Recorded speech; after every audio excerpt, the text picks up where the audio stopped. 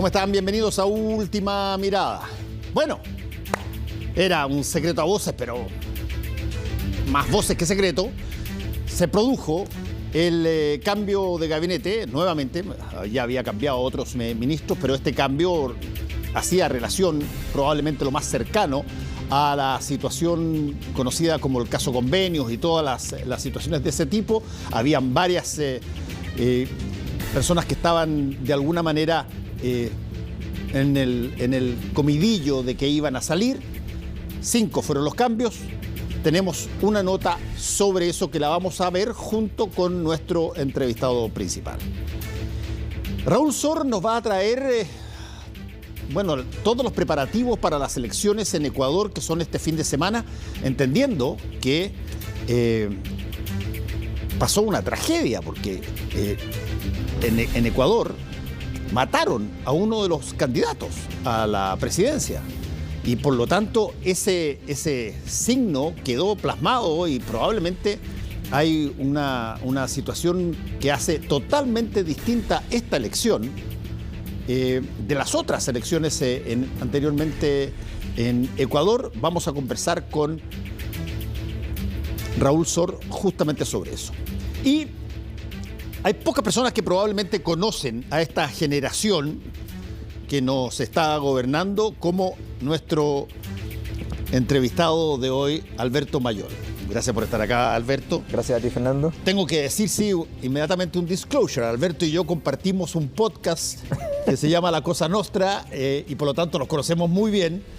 Pero lo quise invitar porque no solamente Alberto es parte de la génesis también de esta generación, fue candidato presidencial, vive hace ya algún tiempo en España, hace clases en Valencia y ahora, aprovechando que estás acá de paso y justo cuando han pasado todas estas cosas, quería primero que nada invitarte a ver la nota para que veamos juntos la nota del cambio de gabinete para poder conversar a partir de ahí sobre todo el resto. Encantado. Vamos con la nota. Bueno, han sido semanas intensas, ¿cómo no? Es necesario entrar a un tercer tiempo. Sería un cupo por el mismo cupo. Vamos a saberlo cuando se da a conocer. Lo vas a ver pronto. Claro que han sido semanas intensas, pero en especial esta jornada, con una caótica expectativa por un tercer cambio de gabinete que se tomó los pasillos de La Moneda. Sí, estamos bien, bien. ¿Por qué no fue lo que Así de poco se sabía en la mañana. Apenas posibles nombres que desde hace días sondeaba el presidente de la República. Las últimas gestiones las hizo tras su regreso de Paraguay, pero las señales concretas las daría a primera hora una inusual vocería. También el día de hoy es un día clave porque, y yo sé que muchos están interesados en este tema principal, pero podemos hacer oficial desde La Moneda que el presidente va a anunciar también cambios. De ahí en más comenzaban los preparativos en La Moneda. También se daban luces de los primeros cambios. Según trascendidos, podría salir en este cambio de gabinete. Javiera Toro llegaría a asumir el Ministerio de Desarrollo Social. Ajustes más bien sectoriales, pero estamos pendientes. Nada trascendental aún en el comité político. Nada trascendental, pero sí rumores sobre lo que pudo ser la última vocería de la ministra Camila Vallejo para desplazar en el Ministerio de la Mujer a Antonia Orellana. Ministra, ¿hay alguna información respecto de un cambio de gabinete, ministra? Ninguna, decía la ministra Orellana, mientras que los presidentes de partido eran convocados a Palacio al mediodía, algunos sin mucho ánimo para dar declaraciones cuando su partido se quedaba sin representantes en el gabinete, otros con cautela, sin confirmar nada hasta el último momento. Ustedes saben que hasta último minuto todo puede cambiar de decisión, pero esperen con confianza que lo que va a entregar el presidente ahora le va a hacer bien al país. Tengo la idea que tenemos un aporte que es bien evaluado y que ahora los aportes en un gabinete siempre son miradas sistémicas, nadie trabaja solo. No tengo la información de por qué es hoy y cuáles son los antecedentes que tenía el presidente, pero respeto que es su prerrogativa y él estará evaluando el por qué en este minuto era necesario. Vamos de inmediato a la comunicación con Estefanía Bustamante. Ya vemos a los ministros en sus posiciones. No hay sillas. Se quiso evitar lo que tanto dio que hablar en el último cambio de gabinete. La silla retirada tan solo segundos de que iniciara ese ajuste ministerial, liderado entonces por Manuel Monsalve como maestro de ceremonia, también presente en este recambio. Buenas tardes. Acepta renuncias de ministras y ministros de Estado en las carteras que se indican. Desarrollo social, culturas, minería, educación y bienes nacionales. 5 cambios en total a carteras sectoriales que, según el gobierno, buscan retomar el control de la agenda y reimpulsar la gestión del Ejecutivo. Me hubiera gustado, sin duda, que este cambio de gabinete se diera en un clima político distinto, sin esa crispación tan protagonista de los últimos días de quién, de lado y lado, dice la frase más incendiaria. Frases que marcaron la antesala de un tercer ajuste en medio de la crisis derivada del caso Convenios y con ello la reciente renuncia de Giorgio Jackson a Desarrollo Social, ministerio que pasó a ser liderado por Javiera Toro, antes ministra de Bienes Nacionales. Y hoy día, desde otro rol, seguimos con el foco en el centro de lo que es el programa de nuestro presidente. Tiene un rol muy importante este ministerio respecto al papel intersectorial que le corresponde. Ha cumplido un liderazgo muy relevante respecto al plan de emergencia habitacional.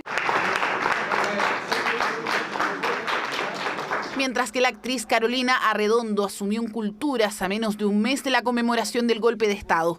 Reemplazó a Jaime de Aguirre, quien estuvo menos de 6 meses en el cargo, una figura cuestionada, al igual que Marcela Hernando en Minería. Yo me vengo bajando de un avión, pero eso implica un desafío mayor, que es llegar hoy al ministerio y poder hacer un traspaso responsable. El mandato es explícito: consolidar la política nacional del litio y que todos los actores participen de este sector tan relevante para la economía chilena. Cada uno con su hoja de ruta, al igual que Nicolás Cataldo, quien asumió el liderazgo del Mineduc. Lo hizo en reemplazo de Marco Antonio Ávila y el segundo RD, que deja el gabinete en menos de una semana, mientras que en las subsecretarías hubo un total de 5 cambios visados por el presidente Gabriel Boric.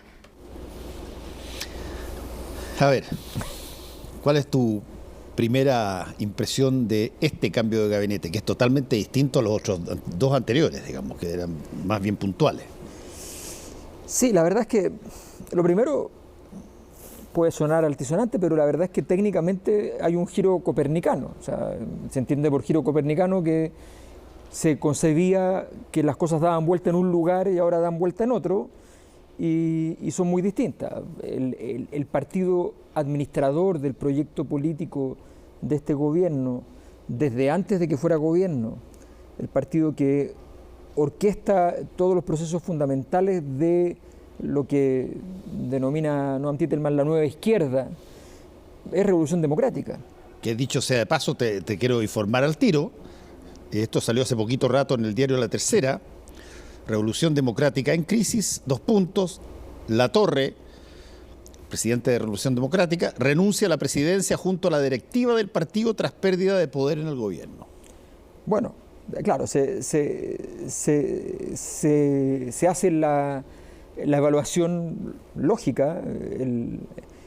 Revolución Democrática es un partido que se articuló pensando en una capacidad de tener el control fundamentalmente desde lo político y administrativo, más allá de los grandes discursos de época.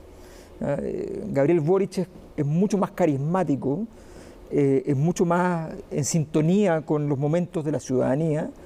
En cambio, Revolución Democrática fue un proyecto institucional de administración de poder.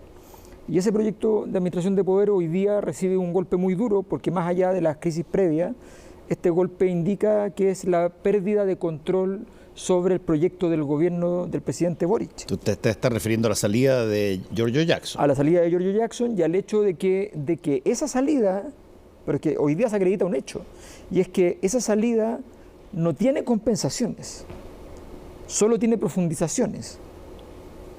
O sea, Revolución Democrática queda, porque si salía Giorgio Jackson y en el Ministerio de Desarrollo Social se nombraba un RD, se entendía que el cupo se mantenía aun cuando salía un líder importantísimo.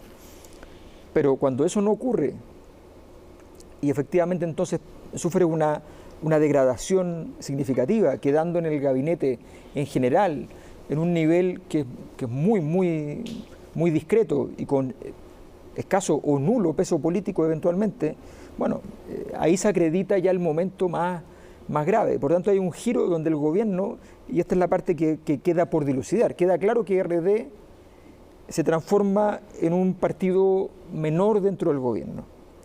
La pregunta que viene es, ok, para que haya giro copernicano completo tiene que haber otro lugar donde se vertebre, donde se organice la siguiente órbita del gobierno. Y la pregunta es, ¿dónde queda eso? ¿Queda en el Convergencia Social o no? ¿Queda en el Partido Socialista, que gana puntos hoy día viene ganando puntos hace rato en ese proceso, digamos, el socialismo democrático, digamos? ¿Dónde queda y cómo se articula? Y esa es la gran pregunta que va a quedar para los siguientes días en términos de quién llena el vacío de poder. El hecho, por ejemplo, que renuncie el presidente de Revolución Democrática justo cuando pasa esto, que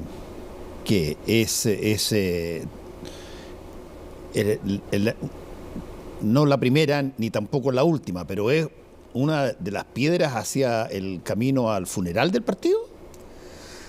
Bueno, hay varias posibilidades. Una posibilidad es que se entienda que va a haber un cambio importante y que algún liderazgo importante de Revolución Democrática toma el partido en sus manos y para ver si puede mover la curva descendente. O sea, podría ser que Rodrigo Echecopar, que pintaba para ministro eventualmente, que Giorgio Jackson mismo pudiera tomar, me parecería poco hábil de su parte, pero podría tomar el partido para tratar de levantarlo en este momento y desde allí generar la relevancia posible. La tercera estaba mencionando a Marco Antonio Ávila como la persona que podría tomar el reemplazo. Claro, lo que pasa es que eso sería una posibilidad. A ver, hay ciertos tipos de características propias de los políticos para momentos determinados. En un momento de crisis, una persona que es de tono más pausado, que más bien tiene una visión de la política bastante más liviana, probablemente no sea tan útil como alguien que sepa administrar momentos duros y que sepa que en realidad el momento duro es como es, no va a haber anestesia. El exministro Ávila, por ejemplo, como político demostró ser una persona que ante grandes dificultades se las tomaba con cierta liviandad. Ante desafíos mayores prefería una intervención más modesta. Probablemente eso no es lo que necesita el partido. Probablemente lo que necesita el partido efectivamente es que nombres más importantes tomen en sus manos o esperar la fusión del Frente Amplio y ya está. A ver, pero el hecho es que están pasando cosas que probablemente, por cierto, nadie preveía que iban a pasar con esta velocidad y que sobre todo en figuras que son rutilantes en términos de sus posiciones dentro de este gobierno, particularmente Giorgio Jackson. Pero habían salido también ya anteriormente otros ministros, 2 ministros más, que la pregunta es, a ver, ¿qué queda a tu juicio de esta fuerza, este empuje que en menos de 5 años, tú lo escribiste además en un libro, en menos de 5 o 6 años pasaron de ser muchachos estudiantes a ser gobernantes? ¿Qué queda de ese empuje, de ese flujo? ¿Tienen apoyo popular hoy día? ¿Arriesgan perder incluso ese apoyo popular que es lo que da la legitimidad a las posiciones? A ver, lo que pasa es que esta situación que vivió el Frente Amplio es muy inusual. Las figuras que crecen a esta velocidad no crecen por fuerza motriz propia. No hay posibilidad de que una persona, un grupo de personas, un superpartido de todos genios, no hay posibilidad que logren en 3, 4, 5 años pasar de 1 a 100. Eso ocurre cuando al frente están las condiciones para que tú crezcas. Cuando al frente están descapitalizados, cuando al frente no hay resistencia, no hay muro de contención, cuando atacar es gratis y es fácil. La política es así, es contenciosa. Entonces depende de los jugadores.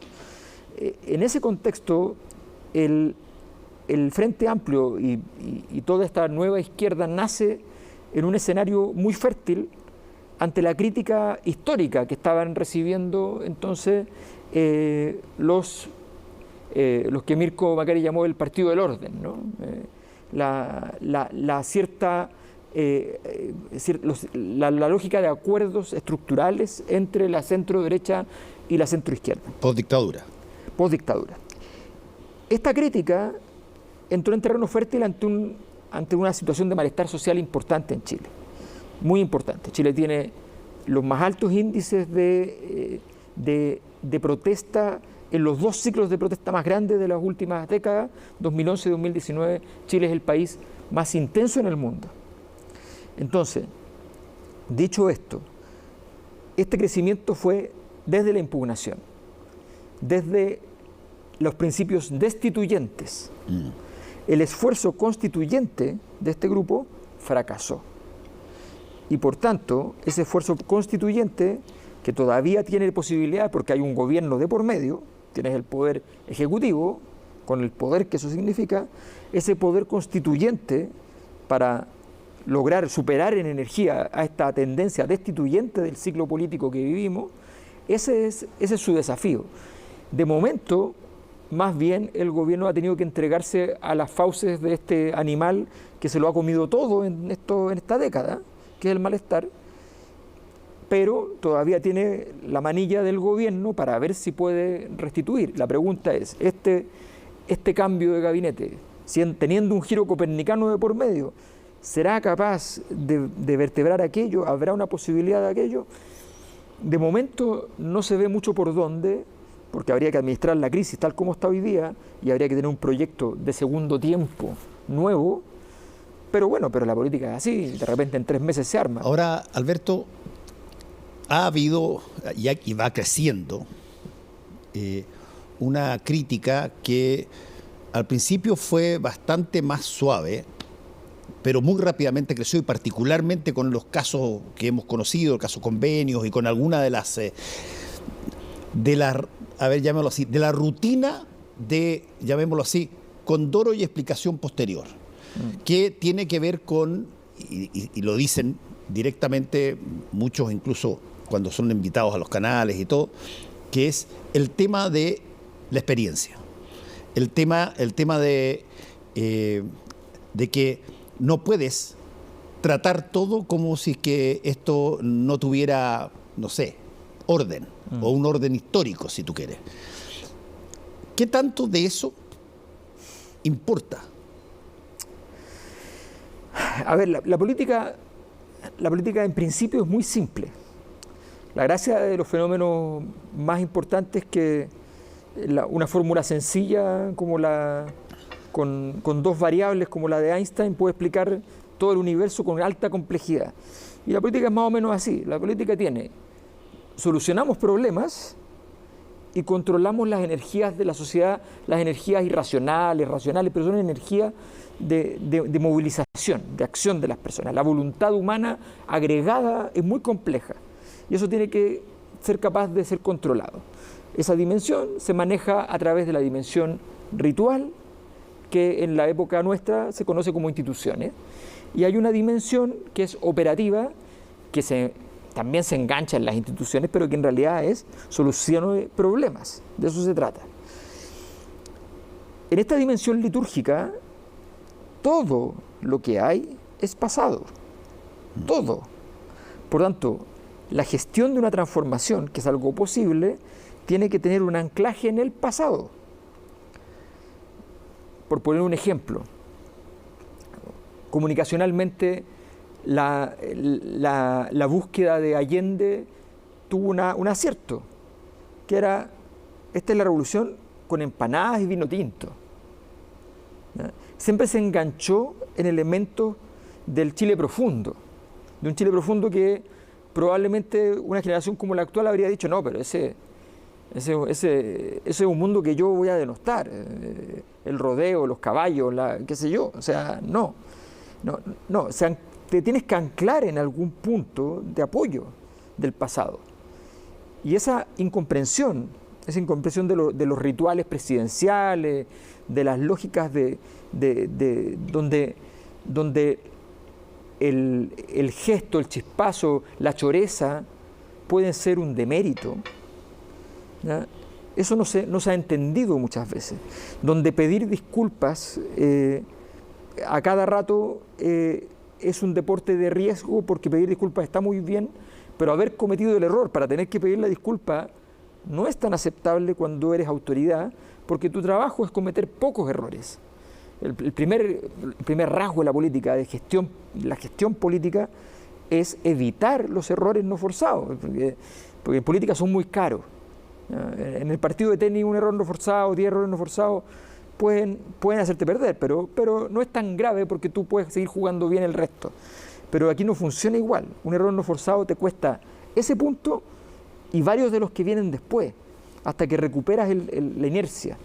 Entonces, hoy día la derecha tendría que haber estado en una posición muy difícil, porque tendría que haber dicho, salió Jackson, hubo cambio de gabinete, el partido vertebral de la coalición de gobierno se cayó, estoy dispuesto a negociar. Pero la derecha, a mi juicio equivocadamente, pero con un derecho, y es que justo después de todo, entre medio de todo esto, hubo una crítica, una denostación a una figura histórica de la derecha, fundador de uno de los partidos. Sergio Nofe Jarpa, y entonces dicen, bueno, nosotros no vamos a perdonar esto, exigimos una disculpa. Es una exigencia también que no respeta lo ritual, habrá que decirlo, todo hay que decirlo.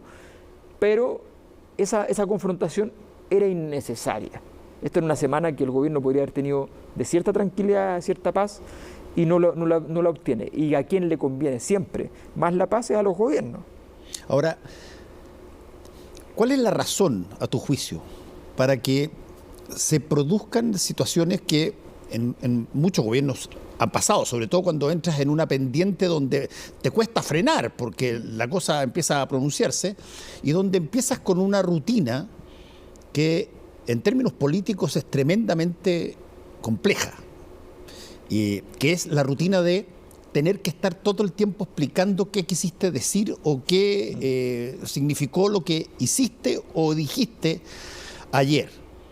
Y cuando te ponen te hacen salir al pizarrón todo el tiempo por todas las cosas, desde las cosas más mínimas hasta las cosas más grandes, bueno, la gente que mira todo esto y que ve todo esto y que no ve, por ejemplo, grandes obras o grandes cosas que empiezan a funcionar, o como yo a veces digo, un ladrillo arriba de otro ladrillo frente a mi casa que no estaba ayer y hoy día está y empieza a crecer, bueno,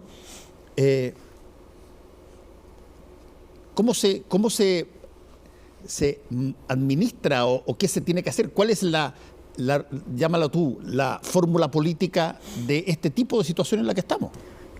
Yo creo que ahí hay un tema que tiene que ver con no comprender el hecho irrefutable de que nosotros estamos parados desde hace 12 años en un periodo de crisis, donde dentro de ese periodo de crisis, hoy el gobierno, y varias veces lo ha vivido, pero hoy profundamente, vive en una crisis dentro de esa crisis. Y por tanto, al igual que lo que diría un físico respecto a los agujeros negros, al Big Bang, esa es una singularidad en su proceso, o sea, tiene normas propias la crisis. La crisis, no puedes esperar tener información. Tú dices, no, necesito saber más de este tema. No puedes esperar tener información porque no vas a tener información. Vas a tener algo que es contrario a la información, según la teoría comunicacional, que se llama ruido. En segundo lugar, no tienes tiempo, porque por definición la crisis es ausencia de tiempo. Tú te enteras de que estás en una crisis mucho después de que los hechos desencadenaron la crisis. Por tanto, cuando te enteras ya es demasiado tarde y tienes que actuar tempranamente, porque cada día que pasa te va a costar más caro y va a ser más difícil resolverlo. En tercer lugar, los actores ven un fenómeno que es fundamental en las crisis, y es que los que están más arriba caen, y entonces están más cerca de los que están más abajo. Por decirlo así, cada concejal en Chile se levanta pensando que es cada vez más probable que sea presidente. Y eso significa miles de personas yendo sobre el palacio a ver quién juega mejor. ¿Ya? La fantasía del niño que quiere entrar a la cancha en el Estadio Nacional, ¿ya?, se cumple por completo porque el estadio está abierto y tú puedes entrar a la cancha. Y entonces todos se tiran hacia la cancha. Y como tienen solo una jugada para hacerlo, van a hacer la jugada más corta y más llamativa posible. Un desastre. O sea, el escenario de una crisis es este. Si uno se entrega a la crisis y pretende lograr surfear la crisis, eso no va a funcionar. Ahora, dicho eso que tú estás diciendo, de alguna manera se empezó a decir algo parecido cuando este gobierno y algunas de las personalidades, de hecho Giorgio Jackson fue uno de los emblemas de eso, pareció decir ante el país que los gobiernos anteriores, los partidos políticos que representaban la concertación y todo lo demás eran básicamente, no eran lo suficientemente fuertes, serios como para haber hecho los cambios que se necesitaban, y hubo mucho, qué sé yo, contubernio, en fin.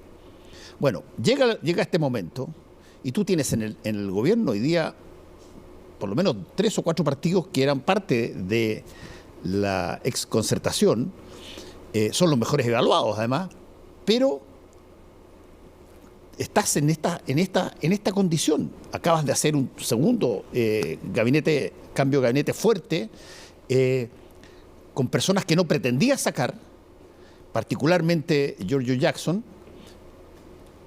A ver, ¿cuál es lo que tú crees, si tú tuvieras que decirme, a ver, si es que yo miro desde el entretecho a lo que están conversando, ¿de qué se habla hoy día en el gobierno?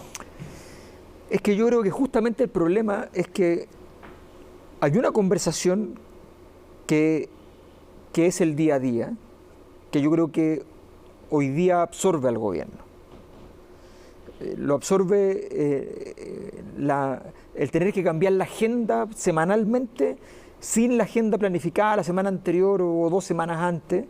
Es una cosa terrible para un gobierno, porque significa que tienes que necesariamente obligarte a llegar a improvisar en este nuevo escenario. Entonces, ¿qué es lo que pasa? La conversación del día a día tiene que ser un porcentaje de tu gestión política, pero no puede ser el corazón de tu gestión política. Hay otras 2 conversaciones que son fundamentales. Lo primero es que estás en crisis y tienes que administrar la crisis, y la administración de la crisis no es una vocería. La administración de la crisis son tomas de decisiones como un cambio de gabinete, pero muchas menos altisonantes, que son mucho más complejas y que son estructurales, de políticas públicas, que tú dices, ya, ok, ¿cómo provoco la sensación de que esto ya está cuajando, ¿no? Cuando tú tienes una crisis, tú tienes problemas y tienes soluciones, y esos problemas y soluciones, en vez de estar encajados, están a distancia, y lo que hay entre medio es toda esta imposibilidad, todo este conflicto político que evita que se junte el problema con la solución. Entonces tu política pública falla, tienes que inventar mecanismos para que eso logre enganchar y logre funcionar. Ya, pero déjame interrumpirte ahí un segundo. Yo entiendo eso y creo que es muy claro lo que has planteado. Hay que agregar otro componente. ¿Qué incentivos queda a la oposición para trabajar ayudando en esta situación cuando tú ves que básicamente el gobierno tiene conflicto por, su propia acción? Y por lo tanto, normalmente podrían darse acuerdos, grandes acuerdos y cosas así, y el gobierno lo ha pedido, sin duda. Pero la pregunta es, ¿cuáles son los incentivos que tiene la oposición para hacerlo? A ver, tiene pocos, pero tampoco se ayuda mucho. O sea, por ejemplo, las declaraciones de hoy de la oposición son extrañas. Dicen, por ejemplo, que tenemos que vienen a recordar que tenemos que aprender algo que fue un aprendizaje muy equivocado, que fue decir, no debemos hacer grandes transformaciones. Chile hoy día está parado en un momento global muy importante, donde Chile tiene el primer lugar en potencial de energías limpias en el mundo, según Bloomberg. Primer lugar. Deberían saber nuestros políticos que en 20, 30 años el petróleo va a tener que ser reemplazado, al menos en Occidente, de manera muy significativa, y que las energías limpias van a ser su reemplazo. Y si Chile está en el primer lugar, imagínense lo que significa eso como oportunidad de futuro, ¿ya? Pensando en que el petróleo y los países petroleros durante 30, 40, 50 años han tenido un estándar de vida bastante bueno. Es una tremenda oportunidad, pero para eso se requieren cambios súper estructurales, súper grandes. Entonces van a venir con la monserga que nació con el error del Transantiago, que fue un problema de implementación, ¿ya? Que nació en ese momento, donde dicen, no, es que no, los países no deben hacer cosas más grandes. O sea, perdón, lo que defienden en la oposición de la dictadura, lo que defienden a rajatabla, son las 7 modernizaciones, los 2 proyectos inéditos mundialmente, el plan laboral y el sistema de AFP, ¿ya? Lo que defienden fueron cambios copernicanos, pero de manera extraordinaria. Entonces tú dices, a ver, ¿pero cómo? O sea, podemos hacer cambios de ese tamaño para nosotros cuando nos gustan, pero no podemos hacer otros que nos gustan menos. No, obviamente no. Chile necesita grandes transformaciones, Chile necesita adaptarse a lo que viene. Es evidente. O sea, esta búsqueda de volver al pasado es absurda. Entonces, esa adaptación, yo digo, bueno, esta oposición tampoco está ayudando mucho a encontrar un camino. Yo creo que aquí hay una necesidad, no solo de voluntad política, también, insisto en esto, de una voluntad intelectual, de estrategia. A ver, la oportunidad de Chile para el futuro, hablábamos de energías renovables, por ejemplo, sí, es muy grande, pero también significa un rol geopolítico que Chile no está hoy preparado a tener. Tiene que administrar un conflicto mundial donde Chile y otros países de Latinoamérica van a ser testigos o incluso protagonistas de las conflictividades geopolíticas entre China y Estados Unidos. Entonces, hay que estar preparado para muchas cosas y de verdad la estatura de esta discusión, la estatura de lo que hemos visto hoy día, de las reacciones, de que nos vamos a reunir con el presidente pero le vamos a pedir que pida disculpas públicas antes. Tú no puedes decir una cosa así.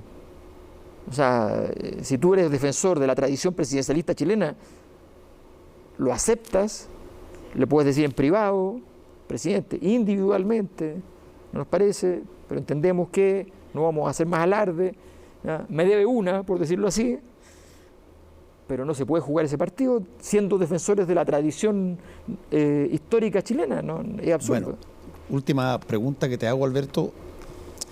Desde ese punto de vista de cómo estás planteando las cosas y la posición de Chile al respecto y además los cambios que están sucediendo, ¿estamos ante una situación de fragilidad democrática grave? Estamos ante una situación de fragilidad institucional grave, lo que produce, si va acompañado de fenómenos culturales profundos, produce una posible fragilidad democrática que habría que investigar con más profundidad. A mí me parece que no basta un par de preguntas en una encuesta para decir que hay una fragilidad democrática. Sí me parece que hay condiciones para pensar que ese riesgo existe y que merece una revisión, porque el malestar puede estar atacando mucho esos fundamentos, pero puede ser simplemente un llamado de alarma, un grito desesperado a una ciudadanía que dice, pongámonos las pilas y encontremos un mapa donde nos vamos a mover. Y tal vez puesto el mapa sobre la mesa, eso se calma, ¿ya? O tal vez no, o tal vez hay una ansia que ya tomó otros ribetes, que no es solo no es solo una emoción de momento, de rabia, de desesperación, sino que también es algún valor, que eso es lo más complicado. Lo más complicado de las dictaduras, lo más complicado de los totalitarismos, de los autoritarismos, no es la falta de valores, es el exceso de valores. Nadie puede acusar a Hitler de tener pocos valores. El problema es que los tenía muy intensos y muchos. Entonces, el valor de despreciar determinadas razas. Por supuesto, o sea, tú cuando aumentas la valía de un grupo por sobre otro, tienes muchos valores. Son valores que podríamos considerar bajo nuestra tradición cultural profundamente equivocados, pero son muchos valores. Entonces, el problema es el aumento de la carga de significado de ciertos elementos diferenciadores. Hay una larga tradición, en la tradición cristiana, digamos, la tradición de decir, Cristo fue y dijo, mire, somos ciudadanos del mundo. Sí. Raya, para la suma, última pregunta, sí o sí. ¿Lo que está pasando en Argentina puede ser replicable acá? Lo que está pasando en Argentina es lo mismo de acá, solo que explota con el volcán que tienen allá. No puede explotar por el volcán que nosotros tenemos, porque nosotros tenemos nuestros propios volcanes, pero el magma es el mismo, ¿ya? Y solamente que sale allá por derecha a través de Javier Milei, que hace una crítica radical a las estructuras del Estado. Y en Chile apareció fundamentalmente a partir de los partidos disidentes de izquierda y ahora también de derecha, ¿ya? Que vienen con críticas radicales a la estructura del Estado. Cada uno sale por su volcán, que lo tiene propio, pero es lo mismo. Bueno, tendremos que ver cómo sigue, pero tú no te veo muy optimista, digamos.